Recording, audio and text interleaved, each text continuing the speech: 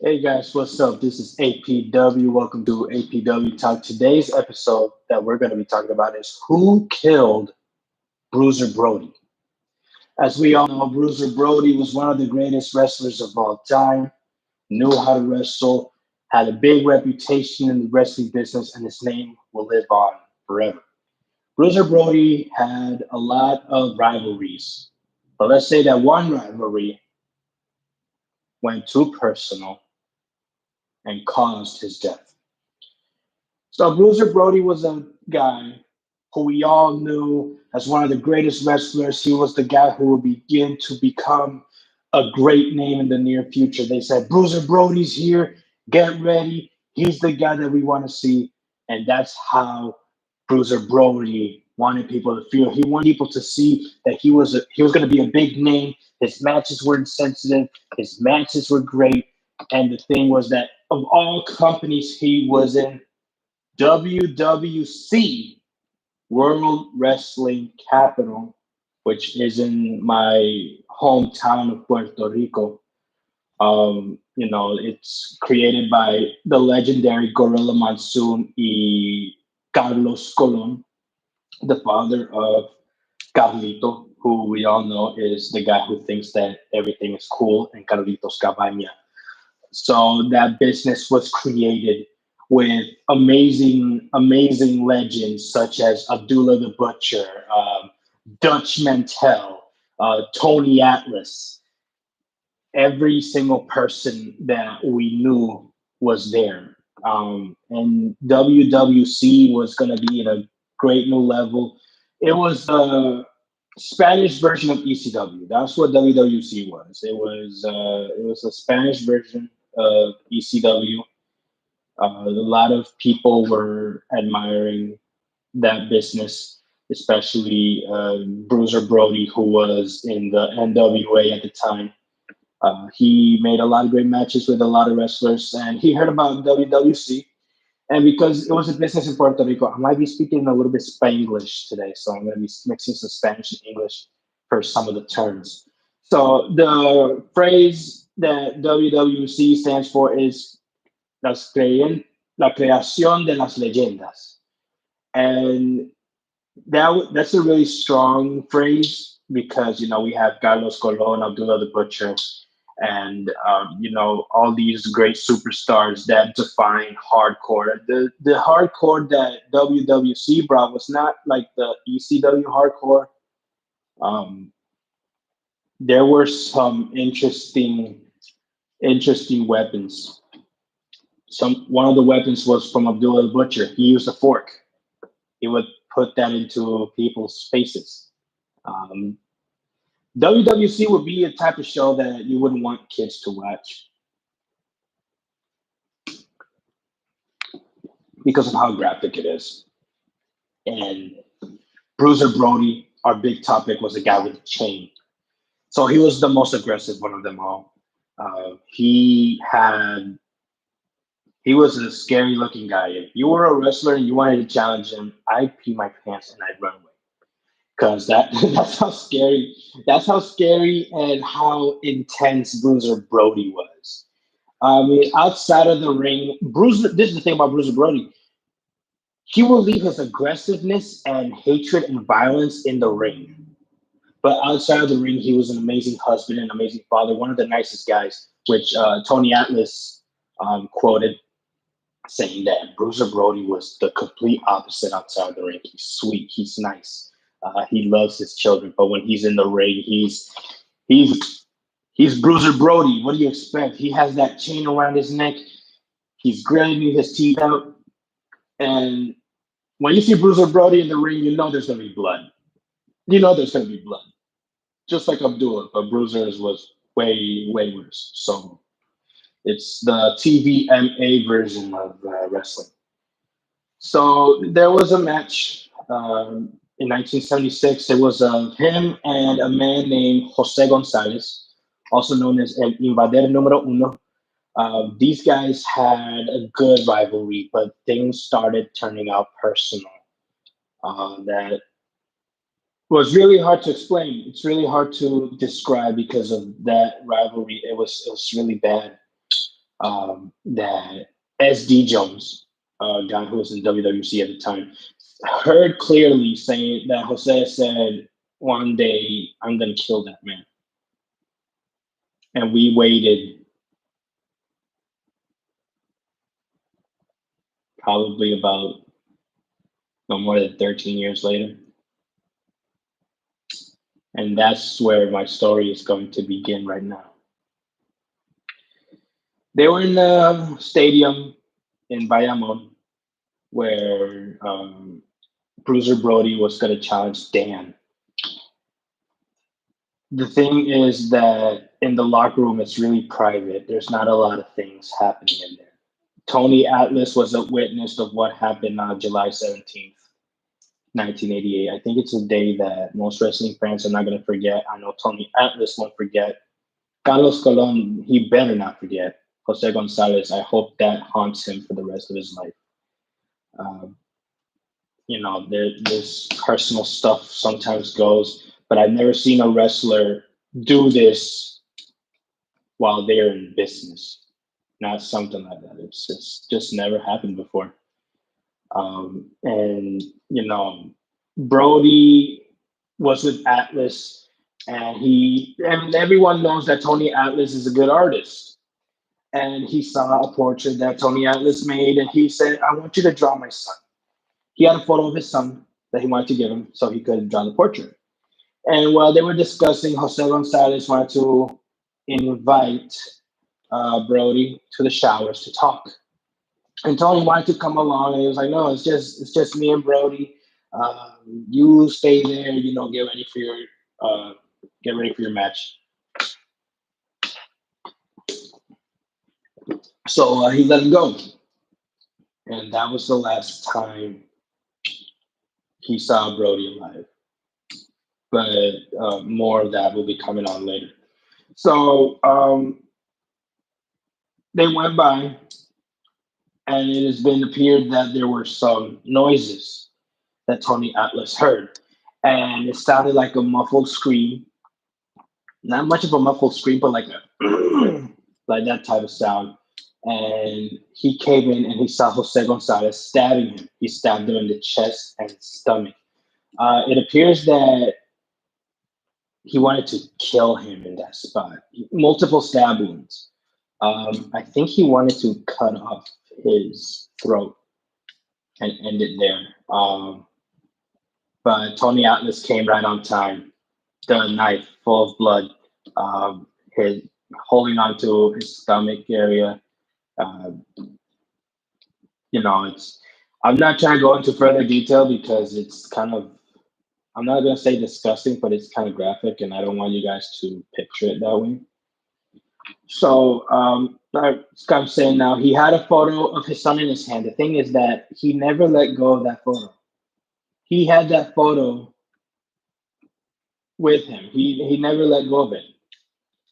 From the ambulance, which is an interesting story because after he got stabbed, the medics couldn't arrive till 1 hour.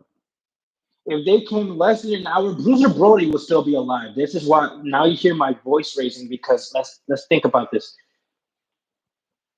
Brody could have been alive if they gotten there faster. Why don't you bring the medics before the match? Because everyone knows how violent WWC can be. And now you want to bring this type of stuff. I mean, it's close to San Juan. San Juan is the capital. Bayamon is not that far. And it takes an hour for the emergency team to show up, for EMT to show up. Wow, why? And it's a crowded stadium.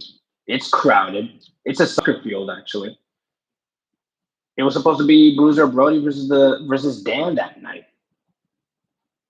and it didn't happen. He was slowly bleeding to death. They couldn't do anything about it, and Jose Gonzalez was arrested on the spot. And the consequences, I'm going to tell you a little bit later. But now Bruiser Brody still bleeding, still holding on one hand with his on his side area, another side with his picture that he still didn't let go. He was gonna give that photo to Tony before Jose Gonzalez came and talked to him about it. So that was what it was mainly all about. And to be honest, that was kind of frustrating and kind of sad that something like that happened. And I mean, it's just Puerto Rico. What Puerto Rico is the beautiful sights that can deceive you. It's the beaches and stuff that catches your attention, but it's the life that no one wants to live. It's the community that for me it's really hard. I mean, that's a lot of stuff that is personal, but that's not the first time that something like that has happened. With wrestlers and boxers, people down in Puerto Rico through assassinations, and I count stabbing as murder and as death. So he came up to the hospital. Surgery was fatal, and died. Bruiser Brody was declared dead. He was. It was really hard to believe what age he died at. He was one of the greatest wrestlers around, and he died, so young, 42 years old. And, he leaves behind a wife and a son. Wow, I'm trying not to get emotional now because Bruiser Brody was the legacy for WWC, and he died that night. And his family wasn't given notice till the next day, and all their worries were just carrying on, which is sad for me because as a wrestling fan myself, if a wrestler died, I will let the family know right away. But at the same time, if it's a really horrific death, you don't want your children to know. Maybe when their kids are asleep and the adults are still awake. I mean, I can't say nothing about that. It's just tragic and it's really strong. But yeah, Bruiser Brody died. And the big question is, I mean, a lot of people are asking me, why am I making this video? If Jose Gonzalez killed Bruiser Brody, and his video is who really killed Bruiser Brody, then who really killed Bruiser Brody?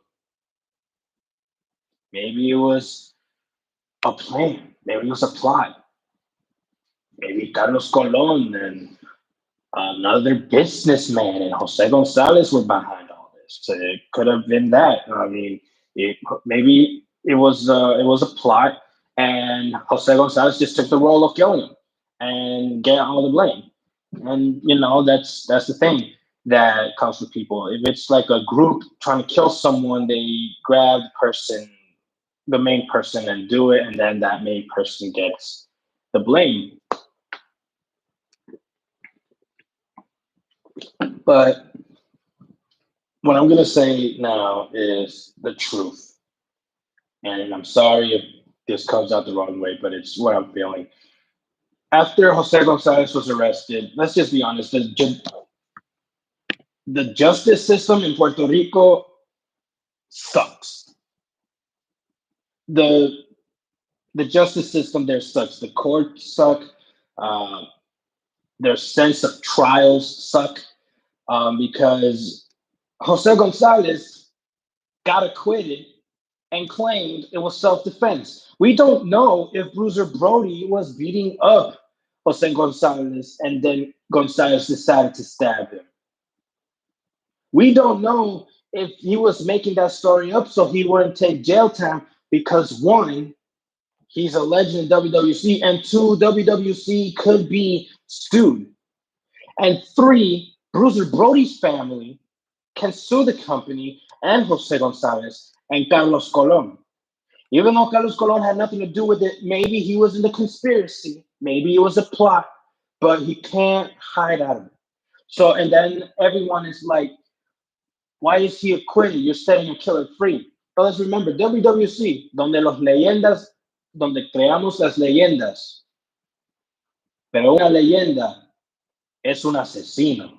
What I'm saying is WWC creates legends, but one of the legends that was created was a murderer.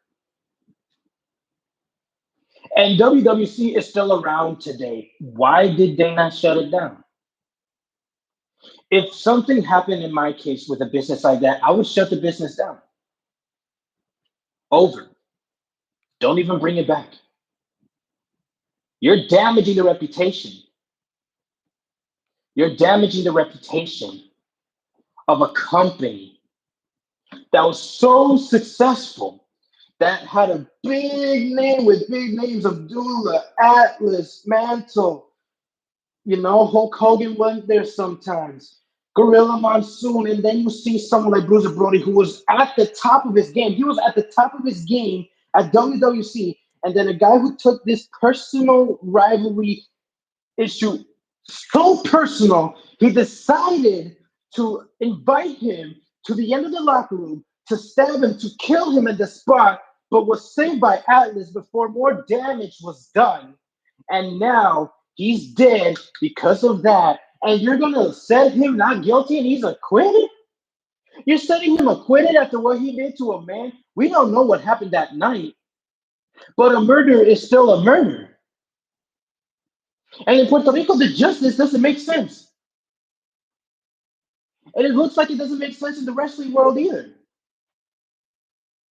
If there's no justice in the regular world of Puerto Rico, what makes you think there's going to be a justice in the wrestling world? Oh, it's because it's self-defense. They didn't see this as a human. They saw this as a crime of preventing to happen.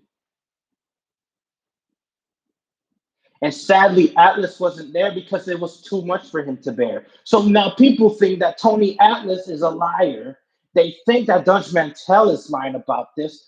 Abdullah doesn't remember much of it, and I don't blame him because, you know, he has brain damage. Abdullah has brain damage, so it's really kind of hard to remember some events. But in this case, people don't understand the true loss of someone. It's like saying that we lose John Cena in WWE, we're losing Chris Jericho in AEW, we're losing Hulk Hogan in WWF, we're losing NWO and WCW, we're losing Rob Van Dam in ECW. And Bruiser Brody's in that top list of WWC. And then you say that it's never gonna happen again. It's not gonna benefit. We don't know if it's happening again. It's happened in Japan. It happened to Ricky Dozan back in Japan. So it's not the first time a wrestler's been stabbed or killed by another wrestler. But who in their right mind would want to do something not only so terrible, but so private but public at the same time? It's private for the viewers, but it's public for the wrestlers who are watching it. And that's what breaks people's hearts. And that's what Bruiser Brody was not supposed to be the definition of. So my question is, who really killed Bruiser Brody? I don't know. Will we ever know? Perhaps. I hope. Did Jose Gonzalez kill him? Yes. Was it because of a personal issue? Yes. Was it him or himself? Was it himself or a conspiracy? We'll never know. That's my answer. We'll never find out who really killed Bruiser Brody. We know Jose Gonzalez is the murderer, but who was behind the idea? That we'll never know. Until next time, this is APW. Thank you for joining APW Talk. Subscribe, hit that subscribe button, click the notification bell, hit that thumbs up. I'll give you more notifications of what's happening next. Tomorrow at 2, APW is going too sweet. I'm going to be talking about the history of the NWO. It's going to be a 3-part series. You don't want to miss this. So until then, this is APW. Until next time, peace out.